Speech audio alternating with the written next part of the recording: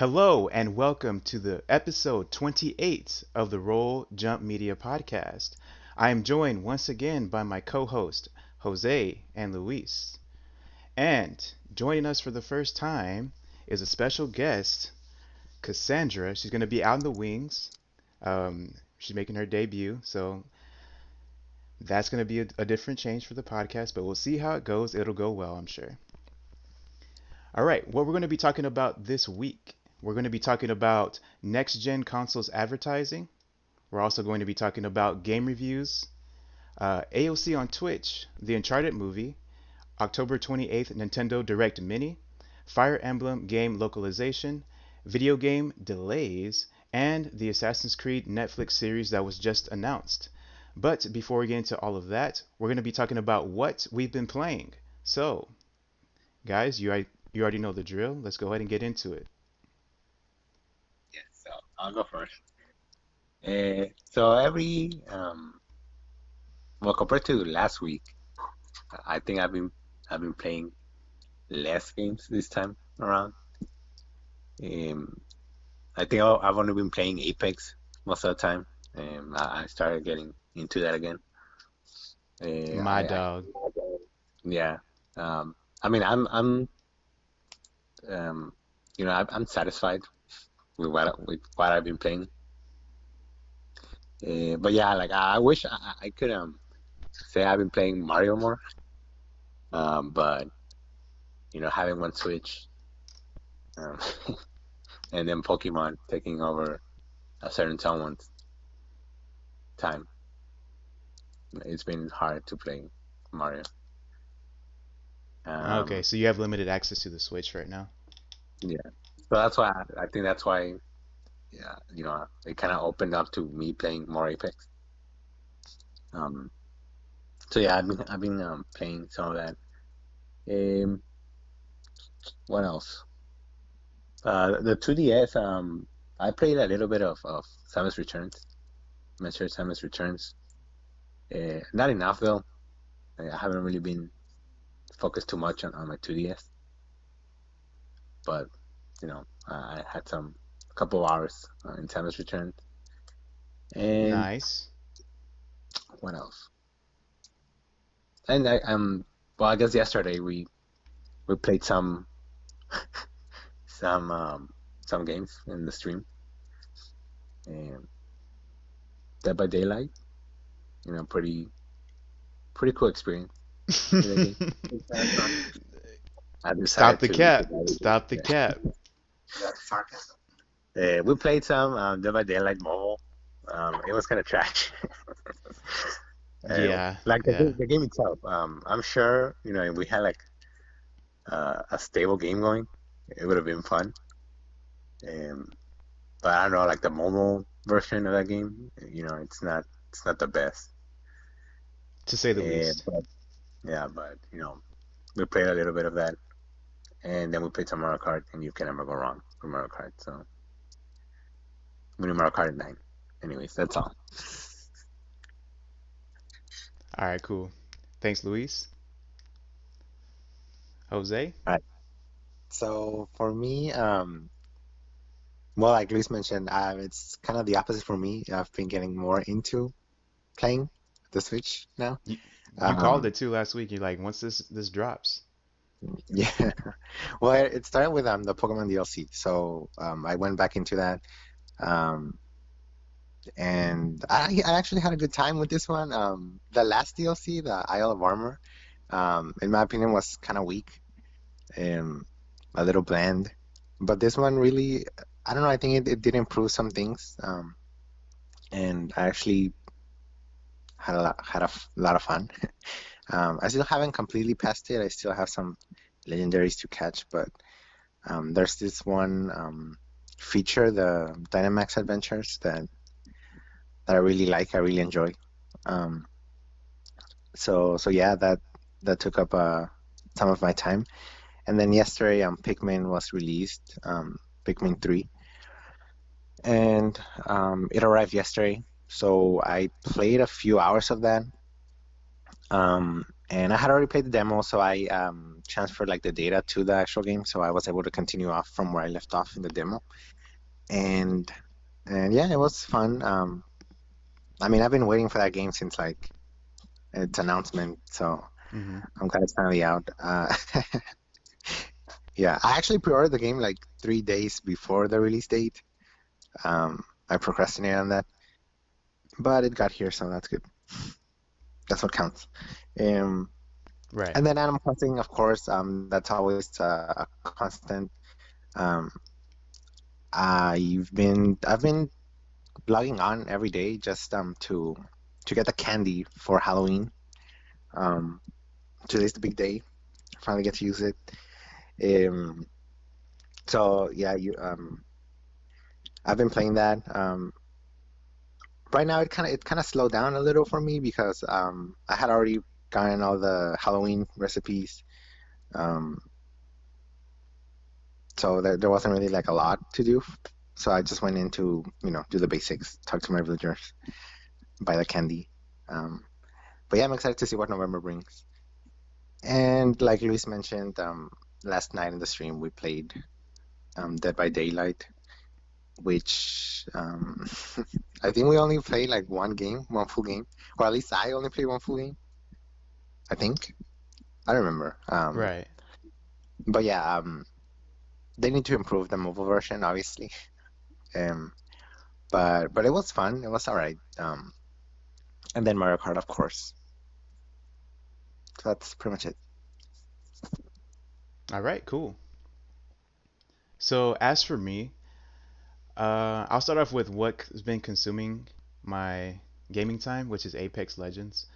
Um, for some reason, I just deep dived into it this week. I was just feeling the itch, and I think the main impetus behind that was that I was seeing my progress on the battle pass, and for Fortnite I never really understood the draw of the battle pass, like what would get you to get to the end of it.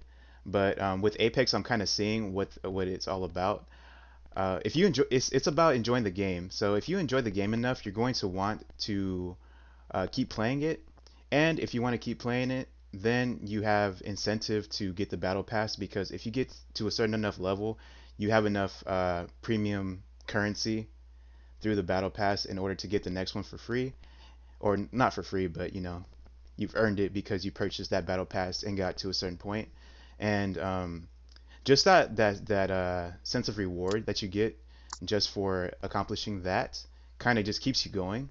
And now I'm understanding what the battle pass is all about, and I have no regret spending $10 on that, because Apex is just a great game. I feel like Apex could be is it's most definitely worthy of a $60 price tag, and seeing as how much hours like enjoyment I gotten out of it for just putting $10 in is quite the deal. So very much been enjoying Apex. I'm looking forward to season 7, what it brings. And Nice. yeah, yeah. And I wanted to just give a little bit of a shout out to Majora's Mask, because as you guys know, I did purchase Majora's Mask on my 3DS, and I've been uh, chugging away at it more the like a few weeks ago than now. And I guess just right now, I'm just not in the mood for the Zelda experience. You gotta Zelda's more like a puzzly kind of ordeal, and I'm more in for the action right now. And that's not Zelda's not scratching the itch right now. So I think I just need to give it some time and wait for me to get into that mood again, because that's not my default. So um, yeah, I'm in the just spoiler alerts. To avoid spoilers, use the timestamps in the description. I'm in the what's it called? The Zora place. What's it called? Do you guys know what it's called? That section of the game? Ah, yeah, I forgot the Bay? No, it's not a Bay. Sora is that domain? Sora's domain? No, Maybe, that's but from Ocarina of Time. yeah, But yeah, yeah, we know what you're talking about. yeah. So I went inside their little their I don't know what they call it, an encampment, or you go inside and then they have it's like a big wide open space with the stage and everything. I'm kind of Oh at that yeah, spot. Yeah. So Um, nice. yeah, so I've already done the Snowhead Temple, and I've already done the swamp area, those two. So yeah, I think I'm just gonna let it coast for a little while and then jump back in at some other time. And as you guys said, we played Dead by Daylight, so Mario Kart. You guys already said what I wanted to say there, so we'll just leave it at that. So the game was trash. Yeah. Oh, I also played the Age of Calamity demo. Fun game. I just don't think Musou games are for me. You guys already know that I like, 1v1s or like small scale kind of battles, and Musou games are like the antithesis of that. So probably not gonna get into it, but it's fun. I see the fun factor in it.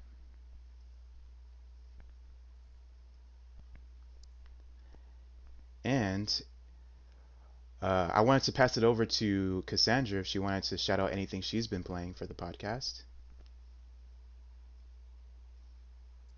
I haven't really been playing just Animal Crossing. Like Lisa said, logging in every day to get the candy. Uh, I failed greatly at that because I only have like 18 candies for the whole month. So, Should be enough, What hopefully. I what's a mean, normal amount? I really don't know how they're gonna implement that. It's gonna be interesting to see.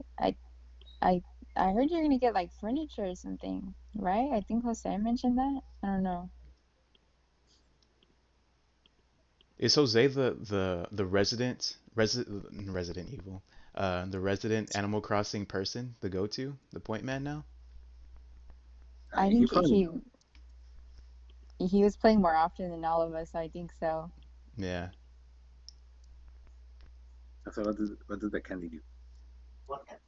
Oh, it's I mean, you give it out to your villagers, and I think if during Halloween when you're giving it out, they can give you like furniture in return, or I think reactions. They can give you reactions as well. Um, and then I think Jack, like the pumpkin head, um, he gives you like exclusive like furniture, like a carriage, like a pumpkin carriage. Oh, Okay. yes. I saw that. I really want it. I'm Yeah. coveting it. Some people have been time traveling to get it, and then they go back in time. So, but yeah, That's interesting. I yeah. thought like some events are only triggered on the actual date, you know? And you can't like the Easter event, remember that one? I think you had to wait until actually like when it was in Oh, game, no? Like you couldn't time travel. I'm not sure about that, but I mean, All I right. saw some people that already had it. So, Hmm. experiments. All right. So that's what we've been playing, y'all. Are you guys ready to move on to the new segment of the podcast? Yes.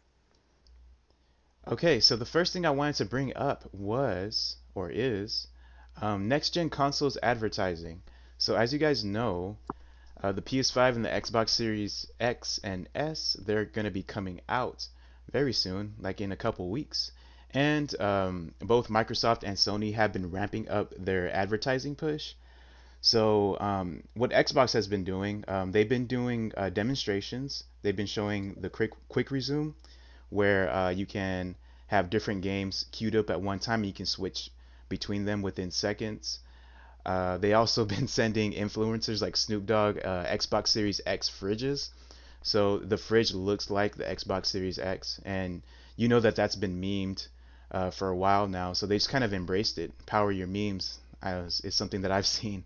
So that's been a thing. And on PlayStation side, they've been working with Travis Scott to I don't know. He has like a certain position with them now to in association with the PlayStation brand, and PlayStation's also showed off their UI, and they've also been giving impressions on uh, Astro's Playroom, which is a pack-in, kind of like Wii Sports for the Wii back in the day. So yeah, that kind of wraps it up. And do you guys? So the question I wanted to pose to y'all is this advertising reaching through to you, or does it have to? Is it effective, and is it interesting? Well, I always like personally I like when like companies, or it's not just companies, like artists, anything, when they um, when they know that they're being made fun of, and they kind of use that to their advantage. So I really like that they did that whole fridge thing, because when the Xbox was first, well, the new Xbox was first revealed. I mean, people immediately compared it to like this big fridge because it's this big box, yeah. Uh, and so it was. I thought it was kind of nice. It was not nice, but cool for them to you know release this fridge and give it away. Um, I mean, I don't know. I feel like this type of advertisement has been going on for a while now. I guess I don't know if we've been as aware of it as we are now. Um, but um, but yeah, like the PlayStation, the Travis Scott, is he the one that did the concert in Fortnite? Yes. He did, right? Yeah. But I guess they're just kind of, because I mean, at first glance, like I like why him? Like no, no, I don't know. Is he big with the kids nowadays? I think We're that's old. it, dude. I think you nailed it. It's just he's just big. We're just not in that group. We're old. Yeah. Um, but yeah, I mean, I know, like for example, Nintendo in the past, they've recruited um, like Robin Williams or um, his daughter Zelda for the Legend of Zelda promotions, because it makes sense, like so I don't know. I feel like it's normal. Um, Sure. I think just for us it maybe stands out as a little weird because it's not directed at us. I guess I don't know. Hmm. Yeah, I think I have a similar view on the advertising.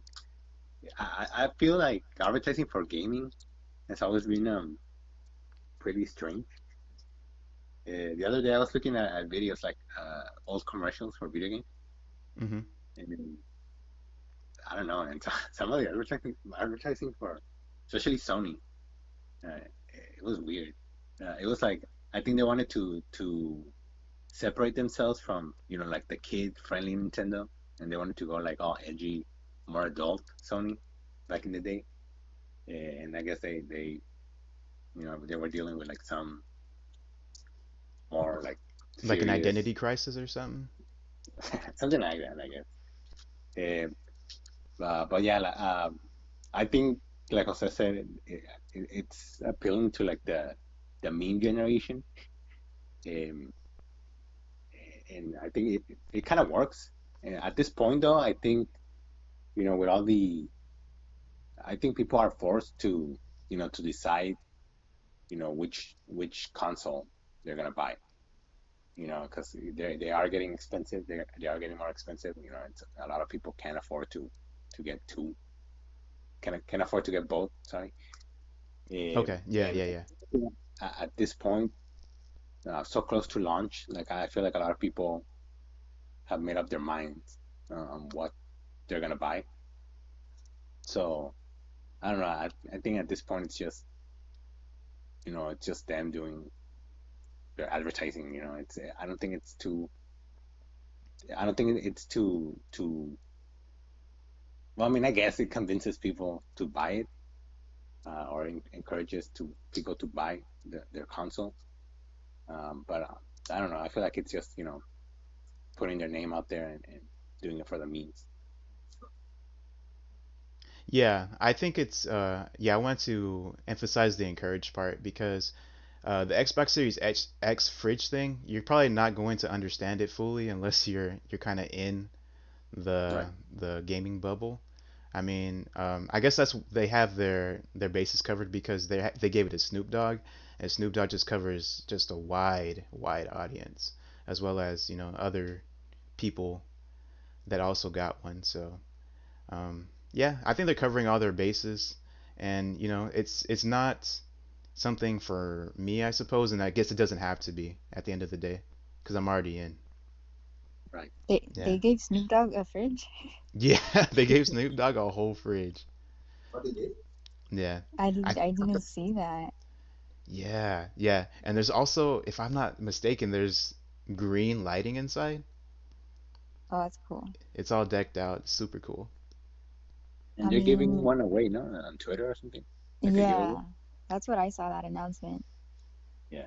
I'm trolling like always, and I feel like it's like a callback to, well, like the this whole like advertising. It's all about publicity, right? Like, oh, Snoop Dogg has a fridge. Oh, look at how cool like Xbox is. Like Snoop Dogg is in Yeah, on this.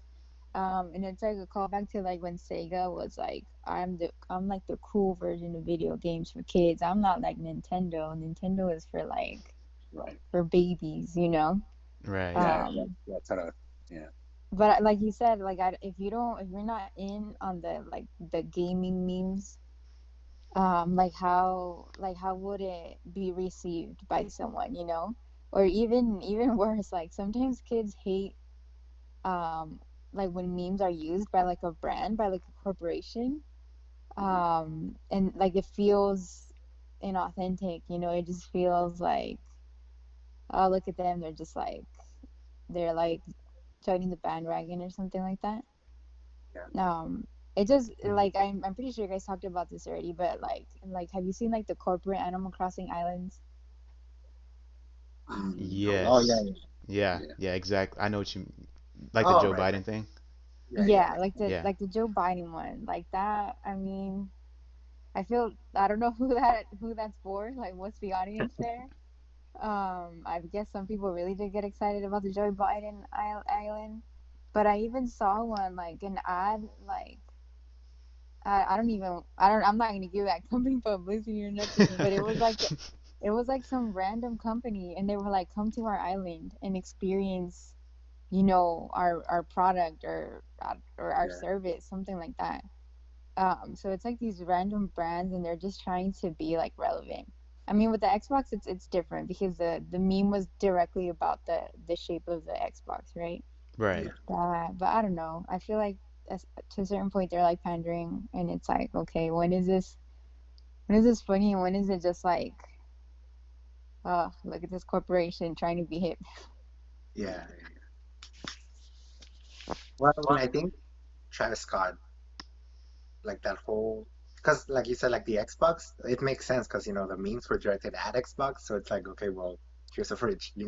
Um, I didn't know that Snoop Dogg had received one. Mhm. I think that changes things a little bit because it's very clear if you're giving away something like that to an already rich person, like it's obviously not about boosting your sales. It's more about, you know, publicity. Um, Control. so, Yeah. Hmm. I mean, I guess it's all a, what is it, cycle? Um, oh shoot, I lost my train of thought. I don't know what I was saying. Uh, Well, but yeah, like Sony, okay. for example, getting like this, hip-hop artist. I feel like that is a little bit, well, not a little bit. I think that's just, obvious pandering. Um, but then I don't know. I feel like that's what branding is. I feel like branding has always been, you know, like fake or just, for the sake of getting your name out there. Um, it's not really about them. Oh, I truly believe in this, or like, oh, we truly like Travis Scott. Yeah, right. Like you know that people like Travis Scott, so you're gonna use him. So I mean, I don't know. It's just something that is, I guess. Yeah. I want to see what Nintendo's gonna do though. Just kidding. Nintendo's so pure, man. Everything I remember is just Reggie just talking to the Nintendo execs and the producers and stuff. That's the wholesome content I want. pure part, but yeah, Okay, yeah, yeah, true. They're also a corporation. Don't be fooled. All right, so do you have any last thoughts about it? I want to move on to the next topic if that's not the case. Nah, we're good. All right, cool. All right, so I wanted to rattle off some game review roundups, or game reviews roundup is the segment. There's four games, so a lot of games came out during the last week or so. The first one I want to mention was Amnesia Rebirth. It's a good Halloween game. It got a 79 top critic average and a 78% recommending on OpenCritic. And I pulled a quote that I found on Metacritic from the Easy Allies. The Easy Allies is one of my favorite outlets, and it was written by Michael Huber. So I always wanted to read a little bit of it. Amnesia Rebirth is a triumphant return to form for the franchise. A few puzzles might stump you, and the story can be a little hard to follow, but carefully managing resources is a fun, balancing act with meaningful stakes for failure, while the environmental variety keeps you feeling vulnerable. Arriving just in time for Halloween, Amnesia Rebirth is here to remind you of the true meaning of fear. 85 out of 100. So, um, it seems like a good game. If you're into horror games, the original one came out, I want to say like near 2010, maybe a little bit earlier. So, have you guys ever heard of this franchise before, Amnesia? I have not. Yeah, I No. have. I remember in when I was in college, I had a sweet mate who played it. And I think back then it was, or maybe even today, I don't know. I'm not sure. It's considered one of the scariest games, yeah, Amnesia. Mm-hmm. Mm-hmm. Um, but yeah, this is the first time I hear about Rebirth. Um, Oh, I saw really? a review. Yeah, I saw a review on YouTube, but I thought it was like sort of like a, revisiting Amnesia kind of thing. Yeah, I didn't know there was a new game. Is this a remake or a new game? I believe it's Do a you new know? game in the franchise. Wow. Yeah. It kind of just went under the radar, I suppose, because I barely heard about it too, or just barely, yeah, sort of. But yeah, it seems like it's going decently well. The next game that I have is Watch Dogs Legion. So, Ubisoft bringing out their games during the holidays like usual. So Watch Dogs Legion got a 75 top critic average and a 61% of the critics recommending it. In summary, they say that Watch Dogs Legion's play as anyone mechanic succeeds as more than just a gimmick, but the rest of the game will likely leave you wanting more. Positive they cite is play as anyone. The squad formed throughout the game provides a fun twist on the typical open world formula, and the minuses are repetitive missions. Many critics noted that. Ooh, my bad. Many critics noted that missions begin to feel samey as you get deeper into the game, and another minus narrative cohesion. Some critics felt that the overall story never really came together. Yeah, so the big thing that they were playing up was the play as anyone thing. So there was a whole bunch of NPCs in the world, and you can recruit those characters and actually play as them, which is really cool. And supposedly they did succeed in doing that, but the story was a little lacking. Uh, I have two quotes, one from IGN. So IGN says that Watch Dogs Legion's bold use of roguelike mechanics in an open world action game pay off in interesting ways, making the visit to near future London feel more varied than the previous two games. And they give it an 8 out of 10. And then there was one from Game Central who gave it a 6 out of 10, so a little less favorable. A disappointingly tame vision of a near future dystopia that represents a perfectly competent use of the Ubisoft formula but falters in its attempts to add anything new to it. Yeah. So, how do you guys follow on Ubisoft games? Did those ever intrigue you? And does just that one mechanic, having to play as pretty much anyone in the game, does that intrigue you in any way? For me, um, I remember when they first announced Watch Dogs. Uh, when was it? 20 something, 2014 maybe. I remember they called it like the Assassin's, like the modern Assassin's Creed or something like that. Right. Because it had a lot of mechanics similar to Assassin's Creed, the Assassin's Creed franchise. And I remember being a little interested in the game, but like I remember it kind of like came and went. Um, like a lot of people weren't really talking much about it. It was sort of like a okay, an alright game, you know, whatever. And then the second one came out, and which kind of surprised me because again I thought Watch Dogs didn't really get a lot of talk. And then they Mm-hmm. announced this one, Legion, and like you said, they focus heavily on the whole, you can control everyone or anyone. And I remember like the whole old lady thing. It sort of became like a meme as well. Yeah, you can play as And, grandma and just wreck fools. Heck yeah. and then you can fight or whatever. Right. And so I think uh, I think that's a cool idea, um, to be able to play with anyone. But I don't know, like honestly, I don't know much about the story. I don't know if this is connected to the other games. Um, Mm-hmm. I, but I don't know either.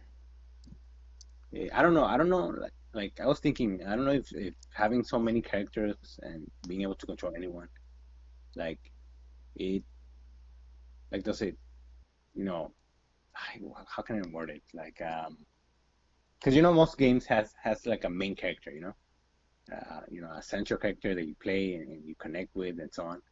Right. Yeah. So I don't know if having a lot of characters, hurts that feeling, that experience of connecting with a central character. And so maybe that's why like the story was a little off. I Mm. feel like that could have hurt it. But I mean, I saw like on Twitter, I saw a lot of people sort of like praising the game, as well. That it was really fun, Yo, and I you did not can. see this. Go on, go Yeah, on. I don't know. It was like one or two, and then like I think like a few hours later, I saw other people say like, I don't know, it kind of sucks. So I was like, okay.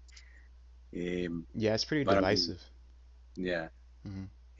But yeah, like the good things that I heard about, that the people were saying, it's the whole open world.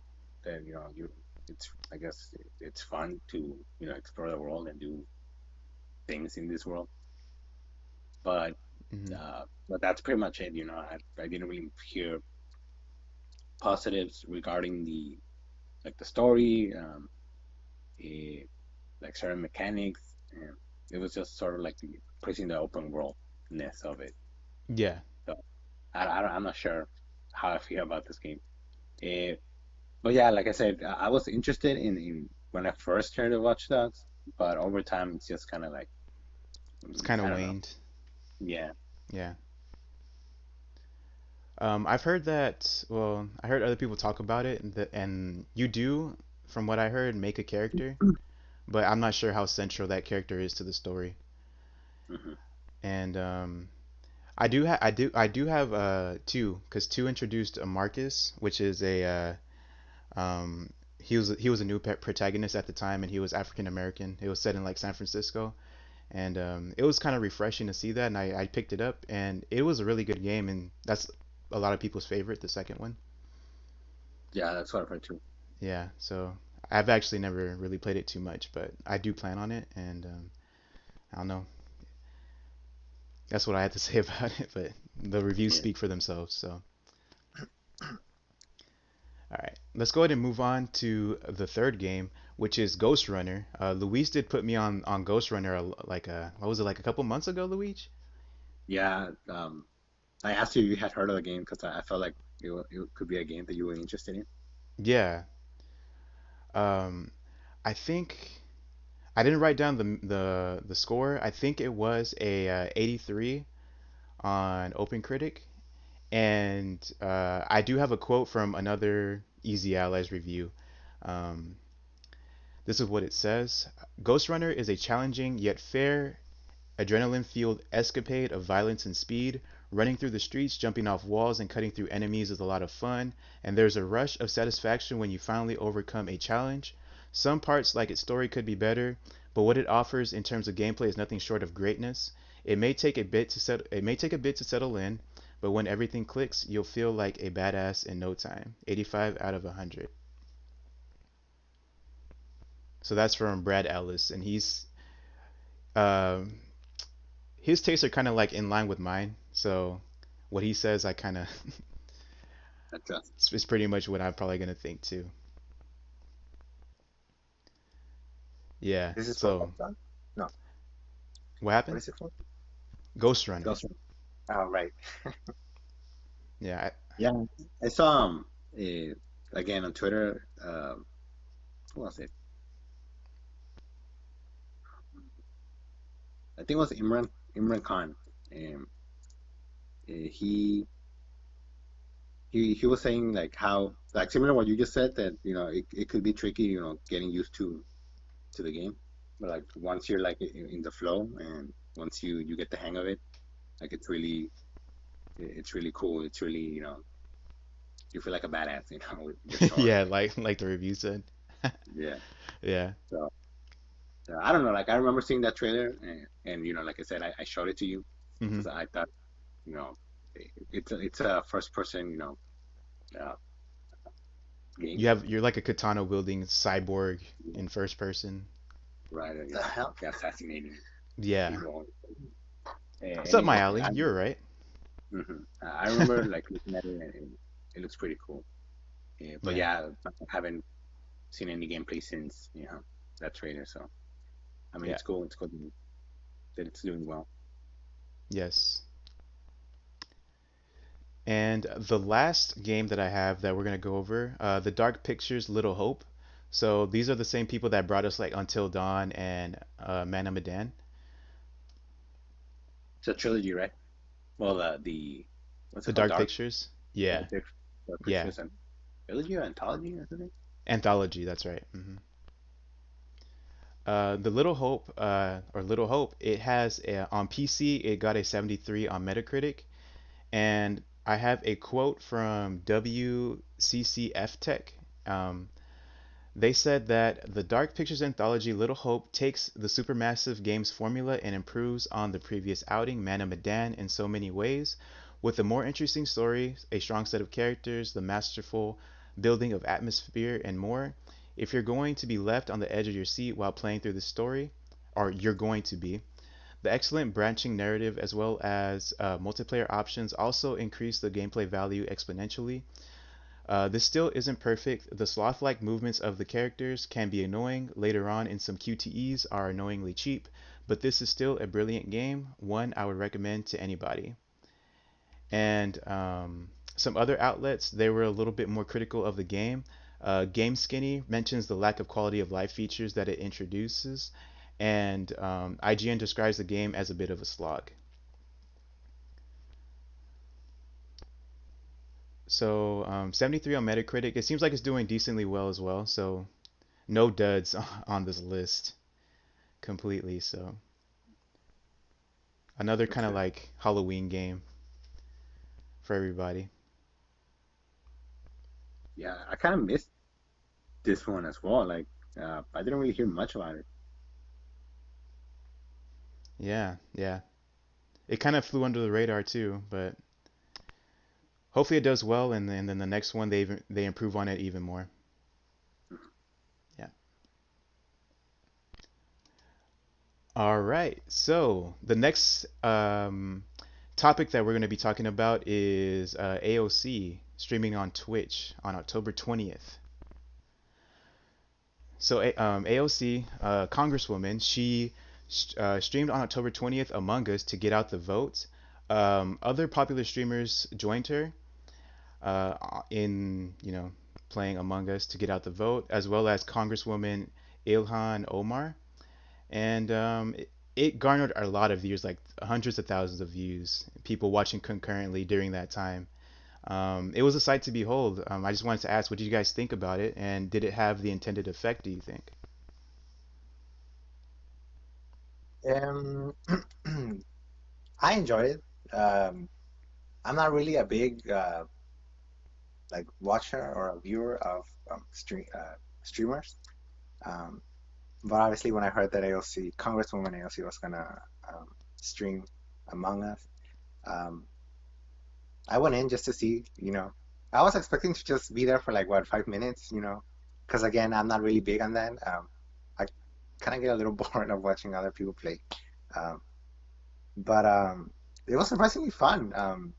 I don't know, like it was really entertaining.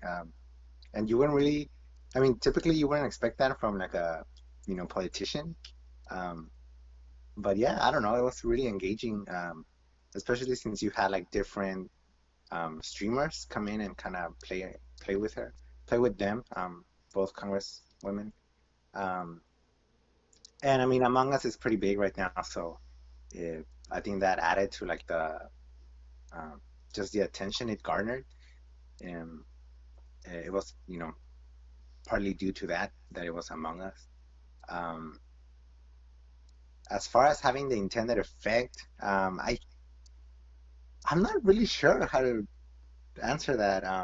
Because I feel like people who, well, no, I guess it could have. Because I know, people who you know joined the stream, or who watched the stream, because of Congresswoman AOC, um, probably have already voted because they're already following her, so they're in on the politics. Um, but as far as like Mm. the fans of the other streamers, like the guest streamers, maybe they haven't voted yet or they haven't registered. So I guess in that sense, it did help kind of draw in people and make them or expose them a little bit to this you know political side that maybe they weren't as engaged in before. Mm-hmm. Um, so I mean, I guess I mean it spreads awareness, and I think at the end of the day, you know that was the goal that they were trying to do, just spread awareness. Um, but yeah, it was fun. I know one thing that I noticed is that they did have streamers that were not from the US, which I feel was kind of weird because I mean, like for example, what's her name, Pokimane? She's Canadian, so it's just like Mm-hmm. I mean, it did. I think it did. It was very useful that they weren't from the U.S. when like the whole healthcare issue popped up, because everybody else has free healthcare except us. So it was. I mean, in that sense, it did help a lot to kind of make a point, because AOC asked directly like, "Oh, how does it feel to have free healthcare in your country?" And these streamers were able to share their experience and kind of put some sense in people that don't realize it, that it's something that is possible.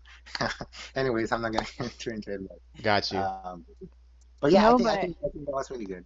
I agree. I think that was a big deal. Like at first I was like you thinking like that's kind of weird.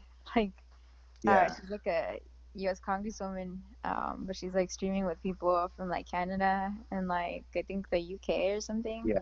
Hmm. Um but like think about it like kid like Among Us is the big thing right now with everyone from like of all ages. Hmm. And I think like having conversations like that are important because like you said it's things that people don't really think about, Yeah. like explaining like what a deductible is to like that age group. I think it's important because I Right. mean so many people often say like you're not taught about those things when you're young. It's just Mm-hmm. an interesting way to reach out to people, to like the youth, because that would have been unheard of, like 2 4 years ago, a politician playing games on Twitch. Like really? Yeah. Yeah, for sure. Well, I think she's the first one, no? Or like, well, her and Ilhan. I think they're the first politicians that I can think of that have engaged in this type of. Well, and Bernie. I think Bernie has been on Twitch too, no? But I don't think he's played like a No, game. Yeah. Yeah, Yeah. Bernie trying to do the fireside chats with his team. I'm like, all right. But yeah, for me, it's similar to my peers. I don't know what you say, co-host mentioned. And also, I think it's, I mean, it's always going to be you know, there's always going to be two sides to when politicians do things like this. Some people might see it as pandering, some people might see it as a good opportunity to engage the younger side. For me, I think it's smart and it's helpful, uh, just in the long run as well. It informs people, it encourages people to be active in the political um, world, I guess. Uh, Especially, I really like that, especially in the gaming community. It's very, I don't know, politics are seen very negatively, I think, in the gaming community. It's like keep politics out of my games, which Right. it's kind of Yes. ironic. And I like that a lot of these, influencers or YouTubers or whatever you might call them, that they engage in this kind of activities as well. Because I feel like a lot of people who are in YouTube, who have a big platform, are scared to to engage in any political um, uh, talk conversations. I think it's important to talk about healthcare. It's important to talk about voting and making your voices heard. Um, so I think it's cool that we got to see that from some of these personalities. I mean, hopefully they continue to do so, and that these things continue to be a constant conversation, within the gaming community as well, and for people in the gaming community to not be afraid um, of the politics, because I mean they do affect us. So yeah, I think it's cool. Mm-hmm. And I Yeah. think that the thing about AOC is that, um, like Luis said, like it could be seen as pandering, but I don't know. I feel like for some reason with her or like with this stream, it felt natural, you know? I was just gonna say Like that. Yes. yeah, Mm-hmm. it didn't feel like she did it out of nowhere, like, oh, let me jump on this bandwagon, like, because she has appeared on Twitch before. Um, and so yeah, yeah, she has. And then I don't know, like she's engaged a lot with the youth. Just like I feel like she doesn't just like talk, she walks the walk. As far as like engaging, like she's pretty consistent with that. Um, and so I think it's hard for people to claim that she was pandering because it didn't really feel like that.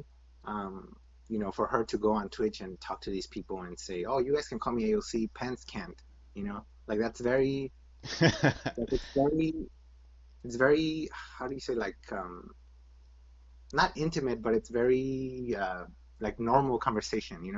Um, there were some points where like she does try to turn the conversation to like politics and kind of bring it back to like the main point of what this is about. Um, but I don't know. I think she's establishing like this trust in these people, that I think in the long run is going to help her a lot, because a lot of people are going to see her and be like, oh well, she was on Twitch, or like she talked to us, like she reached out to us, um, and yeah, I don't know, and I think a lot of that has to do as well with like age, and this is one of those issues that I have with like politics.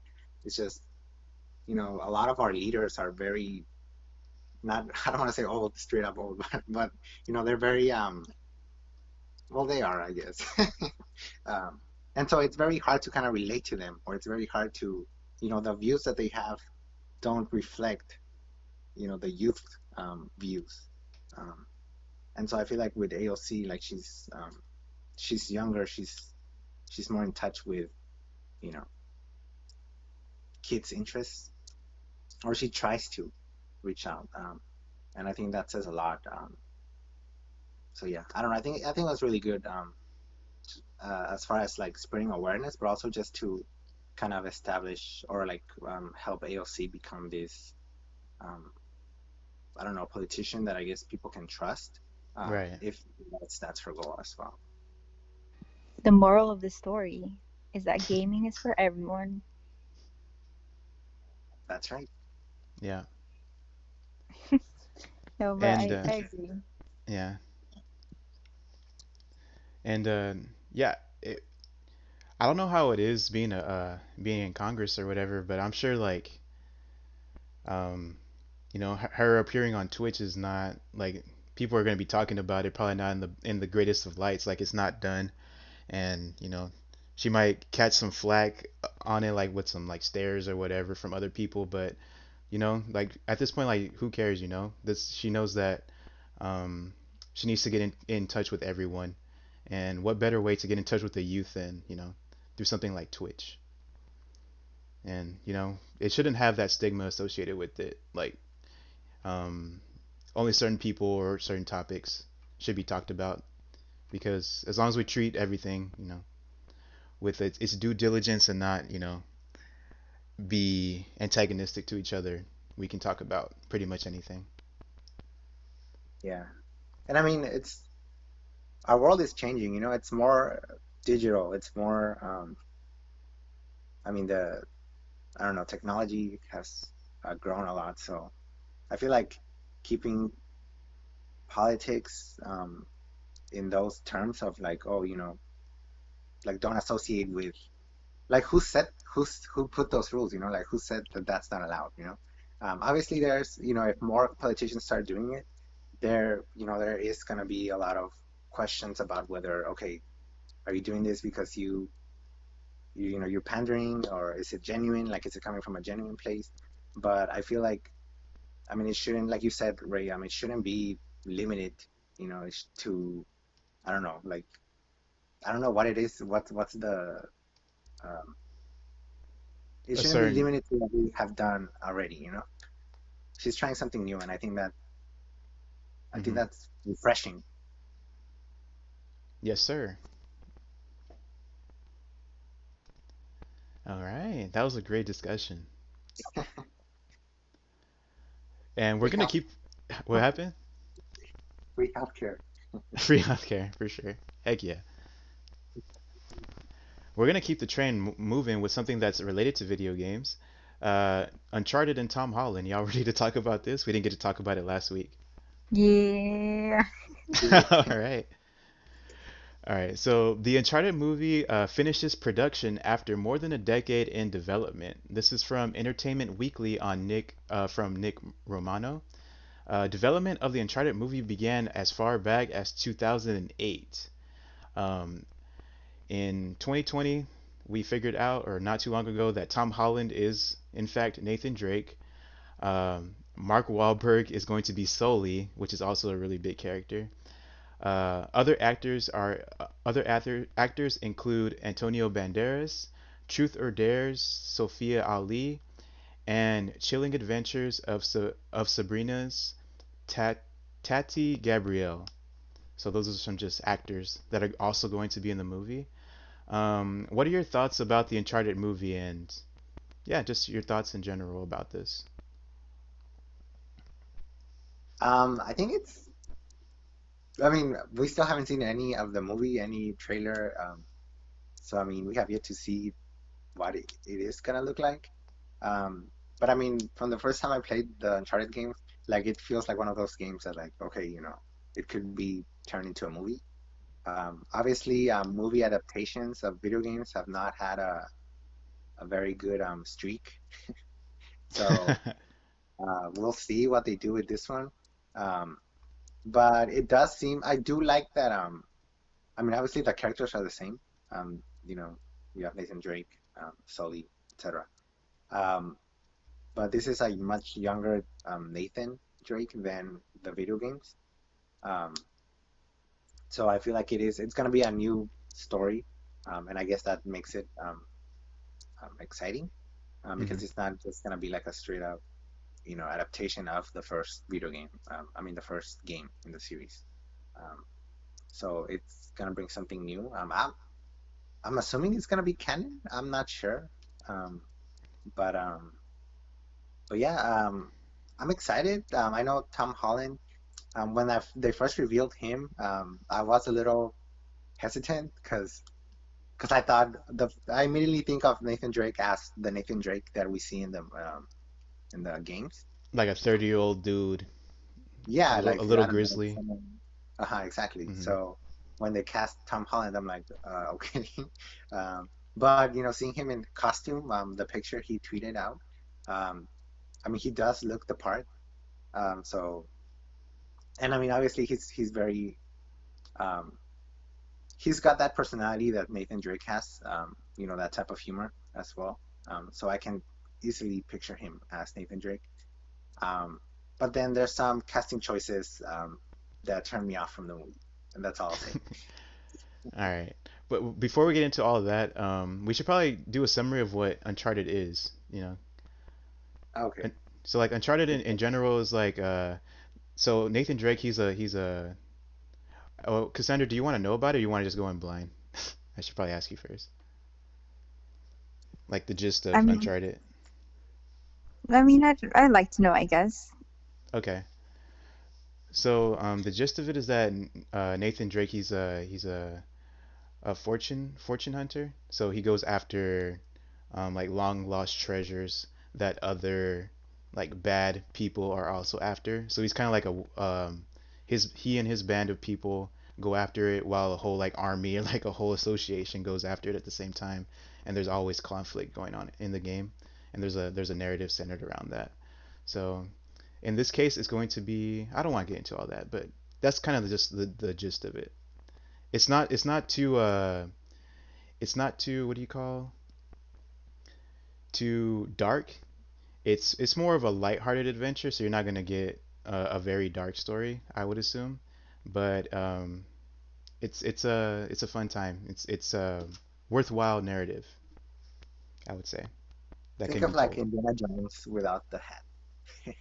Oh, just that too, summarizing it. In, yeah, modern Indiana Jones. That sounds interesting. Yeah. I just hope that, like, as you mentioned, like video game adaptations, like they usually aren't really great, you know. Yeah. Um, I think maybe with the exception of like Detective Pikachu, I think people actually like that. Or Sonic, just I don't know. I think maybe because of the comedic value, but when they go for like the more serious video games, like I don't know, like just something gets lost in the way. Like I'm thinking Resident Evil movies. Yeah.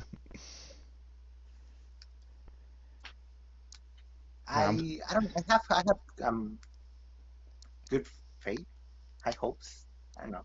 I think they're gonna do a good job only because the video games aren't that edgy or like they're they don't um like Resident Evil, for example. When you think of Resident Evil, you think of zombies, surviving, and so obviously when they adapted it, they brought in like this whole survive. I don't know what they did with the games, honestly. I mean, with the movie adaptations, but it opens up for that possibility of it being edgy and dark. mhm.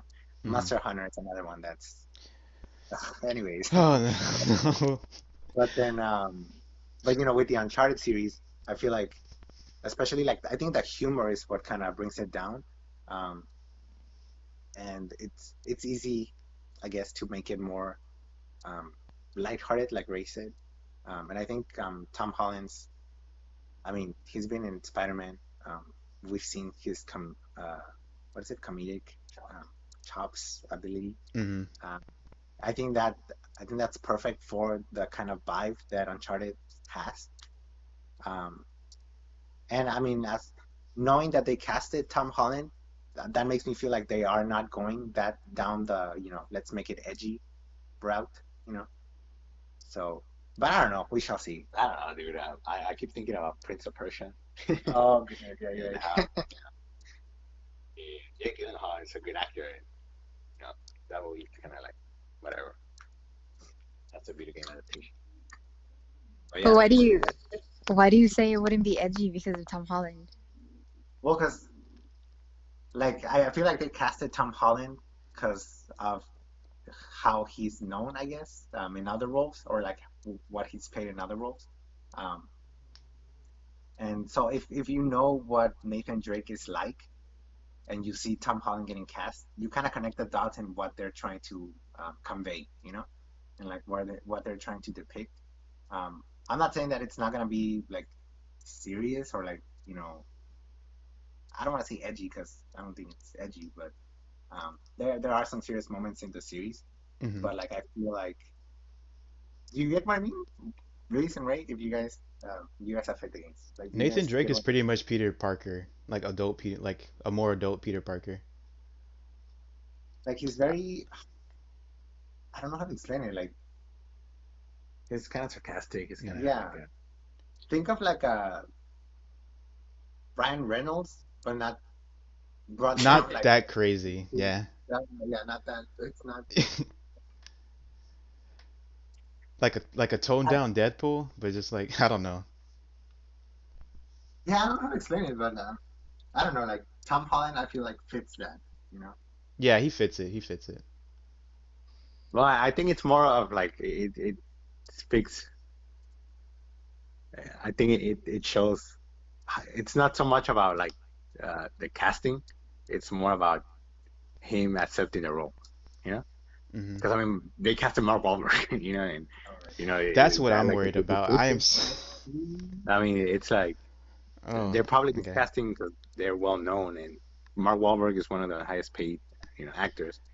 If do you, I don't know, like I think about it, like has he even played the games? I don't know. I don't see Mark Wahlberg doing a. Well, I mean, Sully is kind of like a sarcastic dude. I mean, but I don't know. I don't know. I don't know about this movie. Eh, I don't know.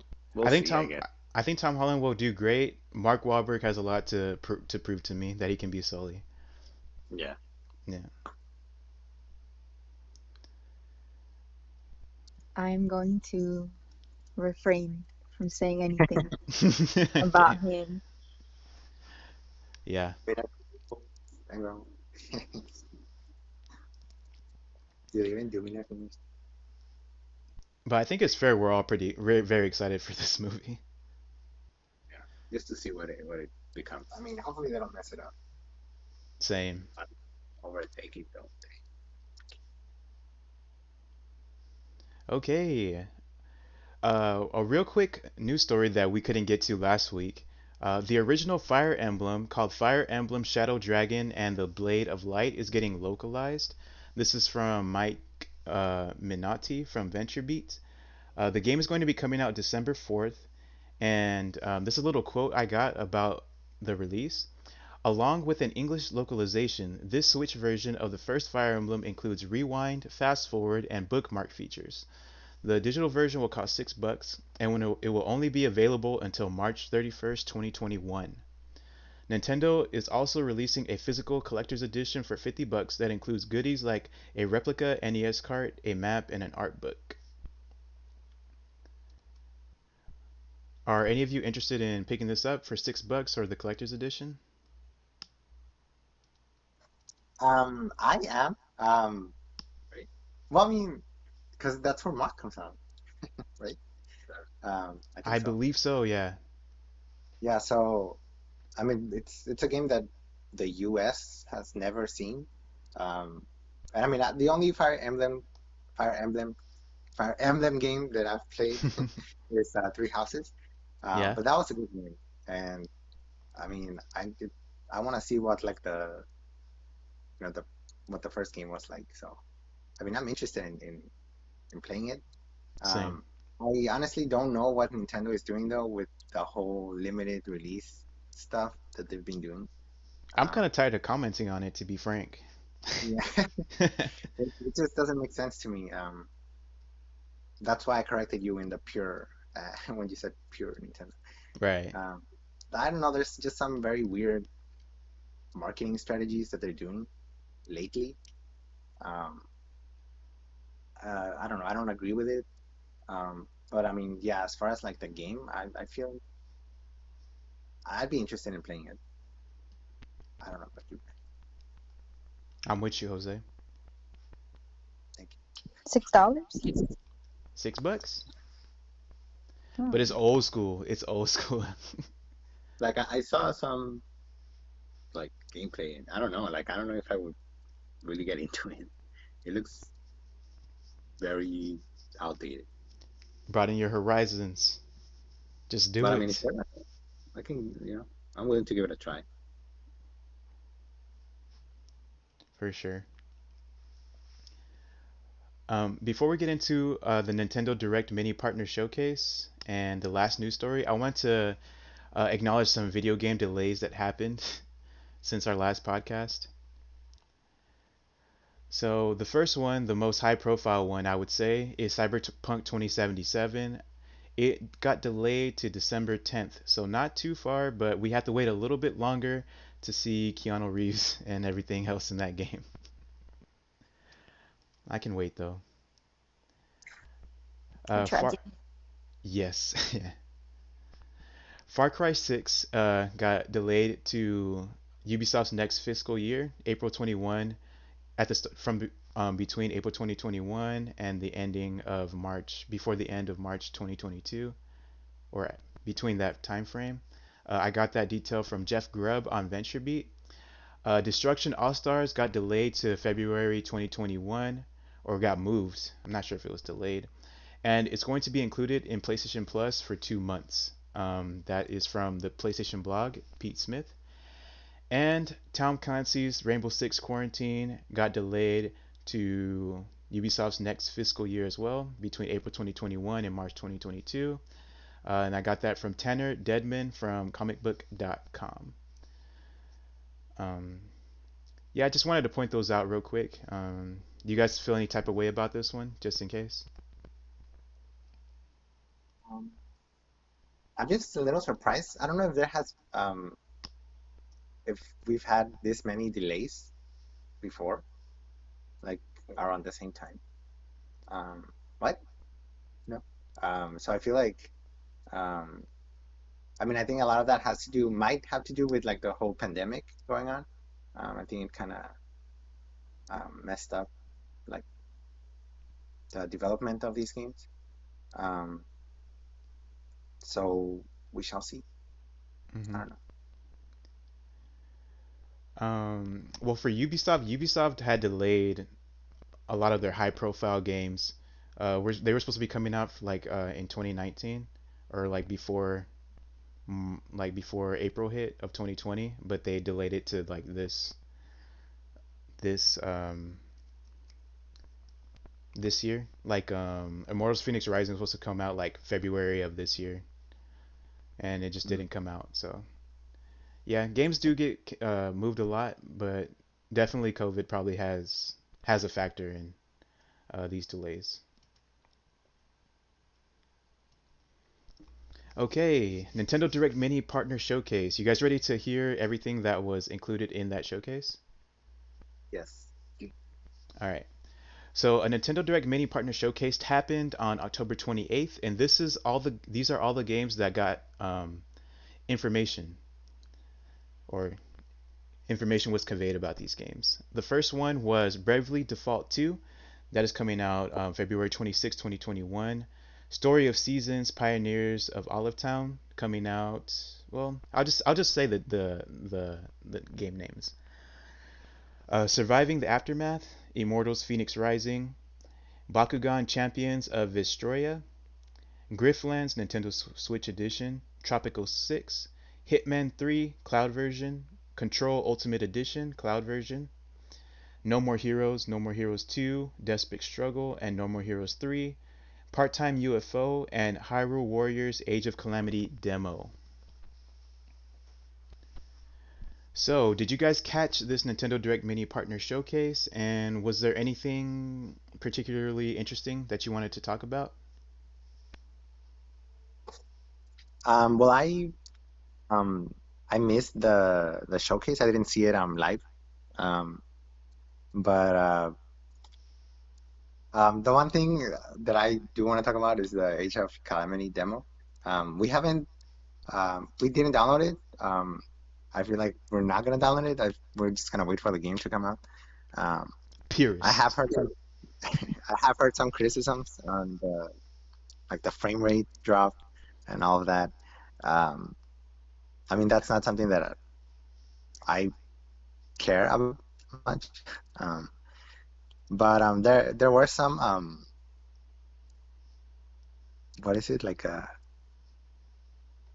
hint? Well, no, not hint. Well, I don't know if they're hints, but anyways, no, We never talking about mind. I'm not gonna. spoilers? Yeah, yeah, never mind. Okay. Um, but yeah, I mean, it was kind of unexpected that they would release a demo. Um, it's kind of cool actually. But yeah, I'm gonna skip on the demo. And as far as the rest of the games go, I mean, I'm not really interested in any of them. Um, I know that sounds kind of bad, but Did you peep Bravely Default 2? well, I mean, I saw the trailer when it was first revealed. Yeah. I didn't see any of the new material that was revealed in this showcase.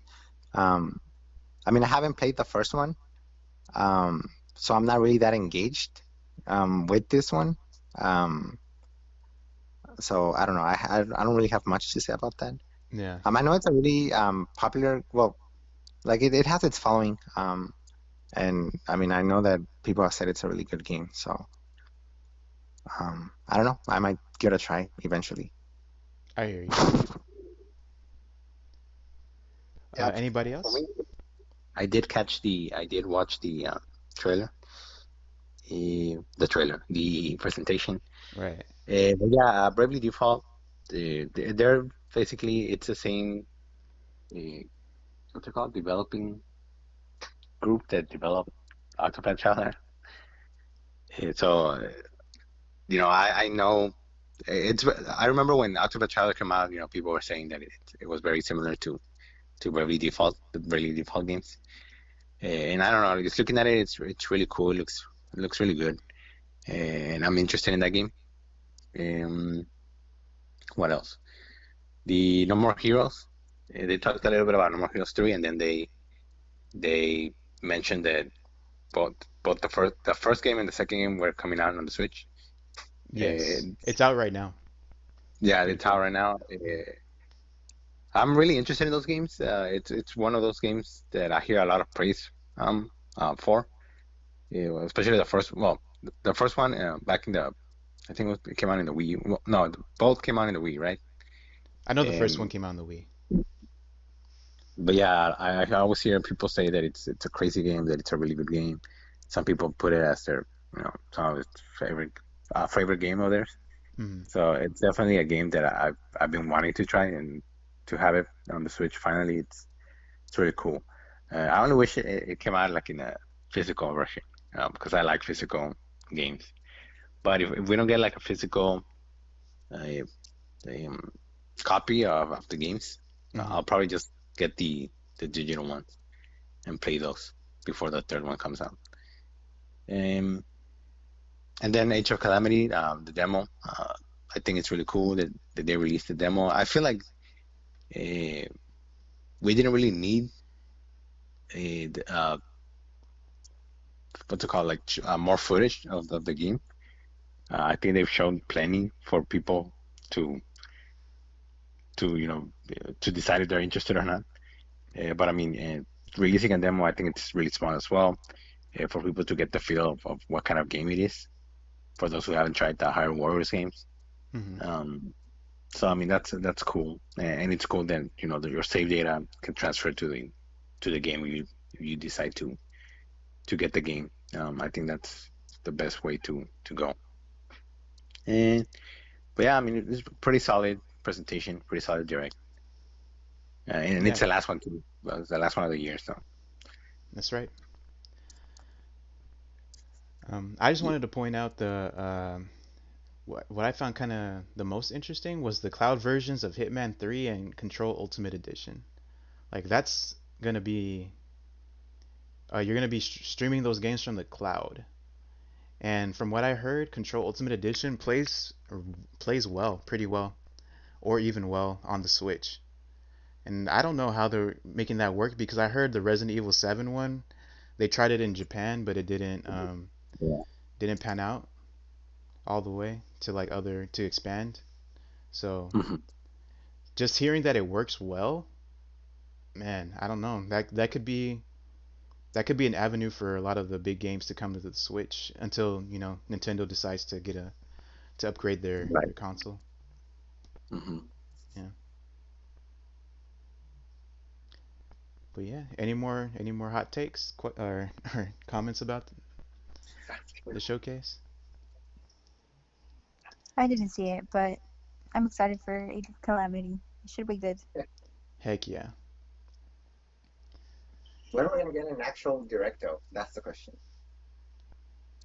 Merry Christmas, December 25th. No. I better see Breath of the Wild 2 on there. No, right? That's well, we shall see. You'll get more information if you beat Age of Calamity.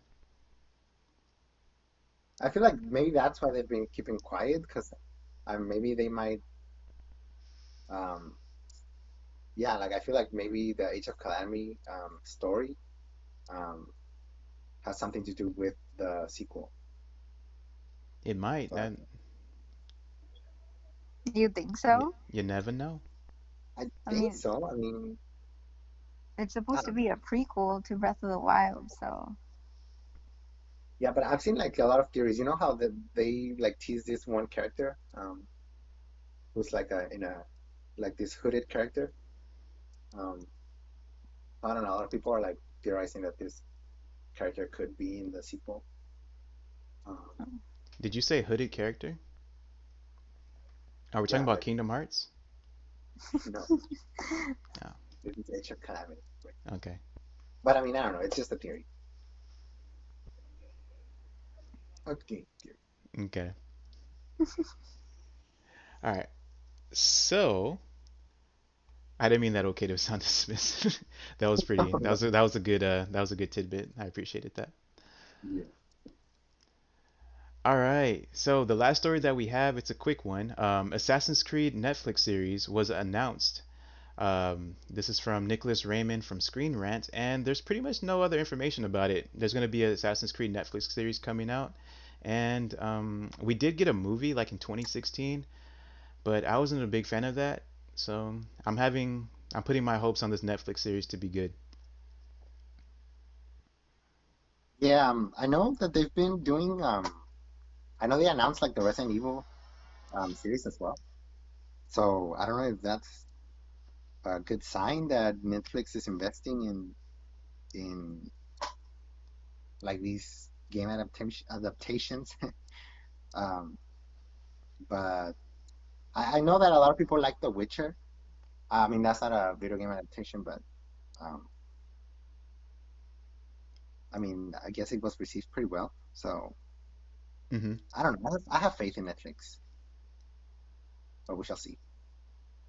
I choose to have faith. I don't want my heart broken, dude. I I know it's think, high stakes. yeah, man, I think that I hear more people saying that they want an original thing over something that retreads what's been introduced in the games. But I Mhm. think that an Ezio story, like a retelling of the origin, like Assassin's Creed 2, would be so cool.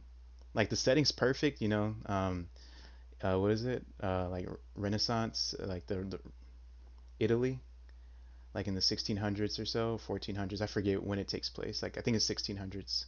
And Ezio is just like he's kind of like a Nathan Drake character. He's just fun to have around. And there's what's it called? There's just so many cool characters that, and I think that Assassin's Creed 2 deserves to be revisited and told in a series. But Yeah. Ian, that's my hope personally. We still don't know any of the cast or any of that, right? It's just the announcement. Right, it's just an announcement. It's coming. We just have to stay tuned. No Centineo for Ezio. Just kidding. disgusting. Ezio Auditore da Firenze.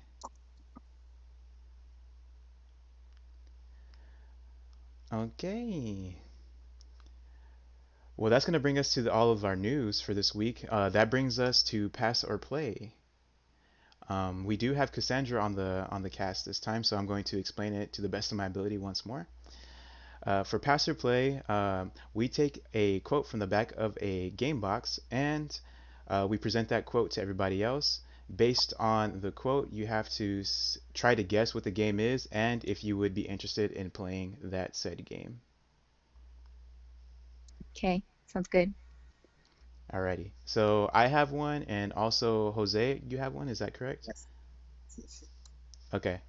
So I'll let Jose have the finale once more, and I will go first. Okay. So here's the quote.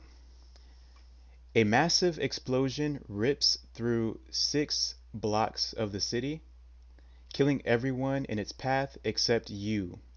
You now wield extraordinary powers.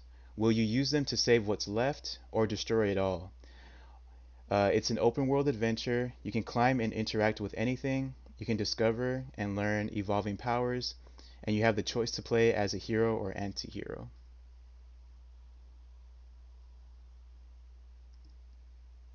Okay. That's it. I think I know a game.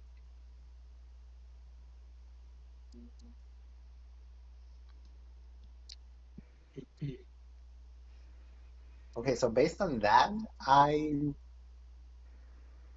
I think I would pass. You gonna Only pass? because I'm not I've never really been a big fan of like games that make you choose whether you're a villain or a hero.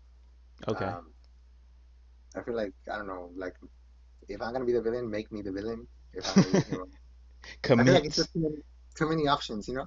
Okay. Um, like it's too overwhelming for me.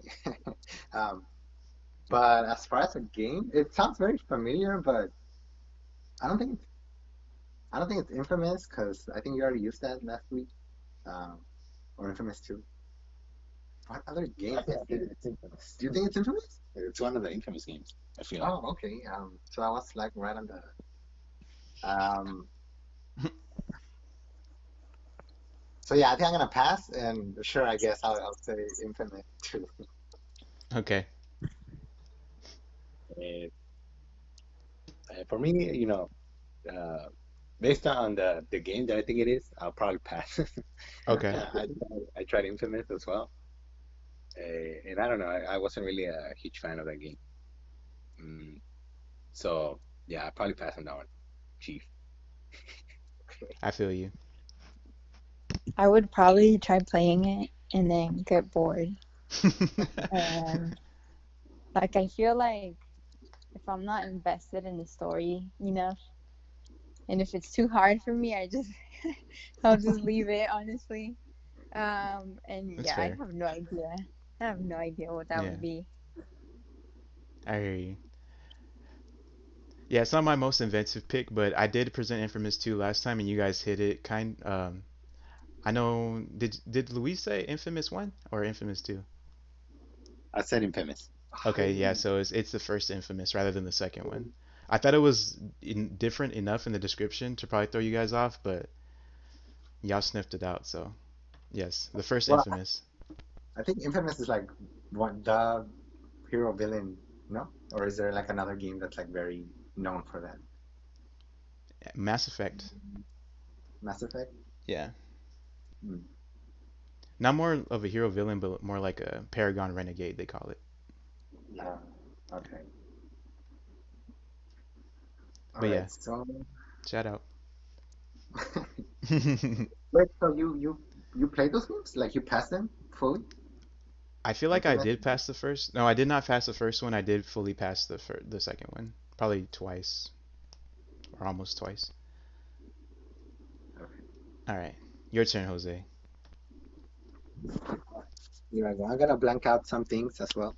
Just to have you get away. Um, okay. It says you are an elite soldier trained to deal with unusual situations others can't even imagine. Called in to confront a murderous force with paranormal abilities, you must contain a crisis spiraling quickly out of control. Discover the true meaning of blank in this unique fusion of stylized FPS combat and supernatural suspense. Yes, suspense. Sorry about Huh. Pass. I don't think I've ever heard of maybe I have, but that was a quick pass. Is that Yokai Watch? that. You kind of no. Yokai watching FPS? Oh snap, bro. That's your guess. You want me to repeat it? I think I I don't got even it. I don't even know what FPS is. Okay. It's a first person shooter. Oh my god. Okay. Yeah, pass. Immediately pass. You said the word soldier and pass. Okay. Fair enough. Oh, Okay, let me repeat it. okay. You are an elite soldier trying to deal with unusual situations others can't even imagine. Called in to confront a murderous force with paranormal abilities, you must contain a crisis spiraling quickly out of control. Discover the true meaning of blank in this unique fusion of stylized FPS combat and supernatural suspense. Sounds like a sort of scary game. Hmm. Paranormal. I'm gonna play That's it. the only thing. Yeah, that's like the only thing that piqued my interest, like the spooky aspect of it. Yes. I want to play it, but I can't think of what was it? There's one on the tip of my tongue. Come back to me. Go pass it over to Luis. Just I don't don't guess know. yet if you know what it is. I don't know. I don't know what game this is. Paranormal? Elite Soldier? It is a game Yeah, that glorifies the military industrial complex. I didn't expect Jose to present a first-person shooter I kind of game. know. That was unprecedented. Paranormal. That's what keeps throwing me off. I want to say it's like a 360 or a PS3 kind of game.